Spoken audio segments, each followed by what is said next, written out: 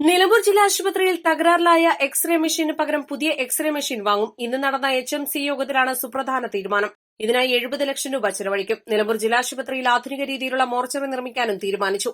ഇതിനായി 1 കോടി രൂപ ചെലവഴിക്കും. ഹബ് ലാബിന്റെ ഉദ്ഘാടന തീയതി നിശ്ചയിക്കാൻ സബ് കമ്മിറ്റിയെയും യോഗം ചുമതലപ്പെടുത്തി.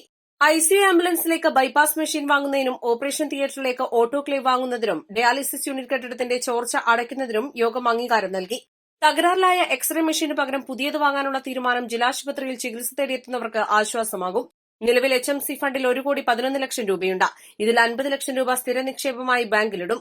സ്ഥലപരിമിതി മൂലം അടിസ്ഥാന വികസനങ്ങൾ നടപ്പാക്കാൻ പ്രയാസപ്പെടുന്ന ജില്ലാ ആശുപത്രിക്ക് നിലമ്പൂർ ഗവൺമെന്റ് മോഡൽ UP സ്കൂളിന്റെ 2.25 ഏക്കർ സ്ഥലത്തിൽ നിന്നും 99 സെന്റ് വിട്ടു നൽകാനുള്ള തീരുമാനം നിലമ്പൂർ നഗരസഭ 4 വർഷം മുൻപ് എടുത്തിട്ടുണ്ടെങ്കിലും അത് ഇതുവരെ യാഥാർത്ഥ്യമാകാത്ത സാഹചര്യത്തിൽ MLAയുടെ അധ്യക്ഷതയിൽ യോഗം ചേർന്ന ശേഷം മുഖ്യമന്ത്രി, ആരോഗ്യമന്ത്രി, പൊതുവിദ്യാഭ്യാസ വകുപ്പ് മന്ത്രി, വകുപ്പ് സെക്രട്ടറിമാർ എന്നിവരെ നേരിൽ കണ്ട പെട്ടെന്ന് തന്നെ പ്രശ്നപരിഹാരമുണ്ടാക്കാൻ സർവകക്ഷി സംഘത്തെ തിരുവനന്തപുരത്തേക്ക് അയക്കാനും തീരുമാനിച്ചു.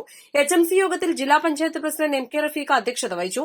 വൈസ് പ്രസിഡന്റ് ഇസ്മായിൽ മൂത്തേടം, ജില്ലാ പഞ്ചായത്ത് അംഗങ്ങളായ advocate Sherona Roy, KD Ajmal, HMC അംഗങ്ങളായ A Gopinath, E Pathmakshan, KC Velayudhan, KT Kunjan, Parunthan Noushad, Paloli Mehboob, Jasmil Puthiyara, Komban Shamsudheen, ആശുപത്രി superintendent doctor Shinas Babu, RMO doctor Praveena എന്നിവർ പങ്കെടുത്തു. East Live, Nilambur.